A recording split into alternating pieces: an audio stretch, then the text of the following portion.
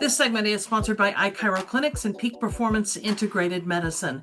When you're injured or your body is off in some way, your brain often compensates for that, and sometimes not for the better. Dr. Michael Quast is here from iChiro Clinics and Peak Performance Integrated Medicine to talk about compensation patterns and how we can overcome them. Hi, Dr. Quast. Hi. What is a compensation pattern? What exactly is the brain doing when we're injured?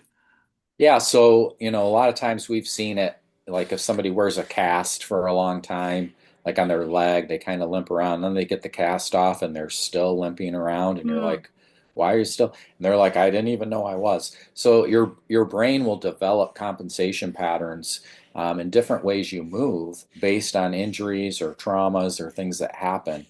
And when these movement patterns are not good or faulty, then you can have long-term consequences with that, with more injuries, but also degenerating whatever joints are around there, which is called arthritis. So, Hmm. this is a big problem that we're seeing. It's kind of like if I'm like this, that and I'm walking around and I don't know I'm like this, and I'm Yeah. exaggerating, but you'll see people with like really bad, weird posture things, Crooked. and Yeah, yeah. just if you go to the grocery store and look around.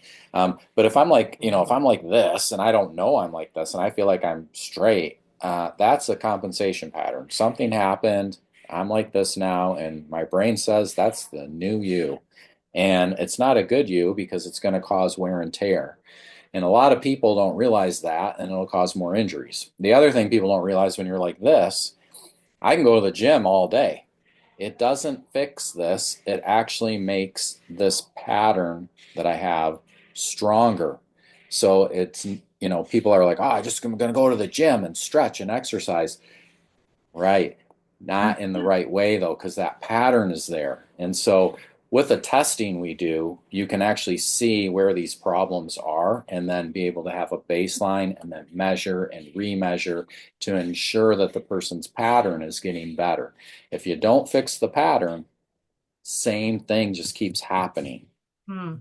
You're adamant about not chasing the symptoms when something's wrong with the body, and that there are lots of new models, and that testing is critical, the testing that you just described, so you can get on the right path to undoing those poor patterns.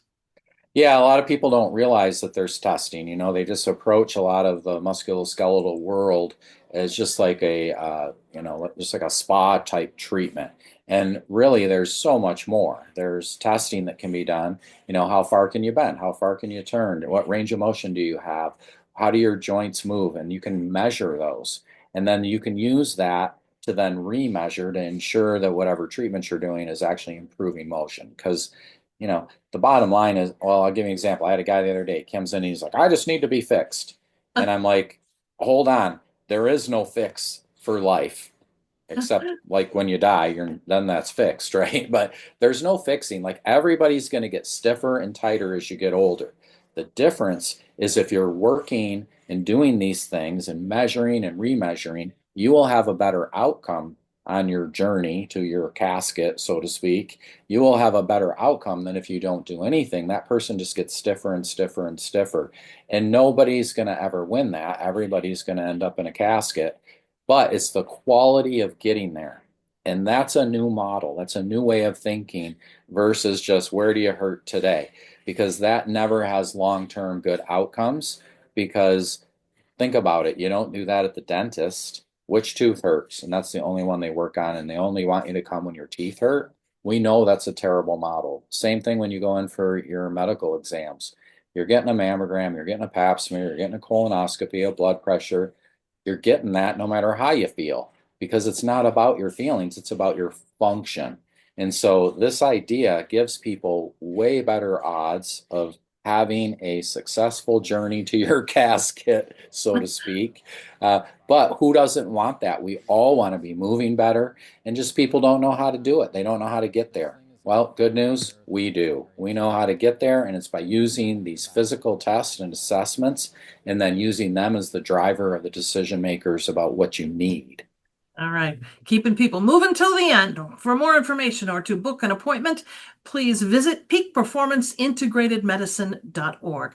Thanks, Dr. Quast. Thank you.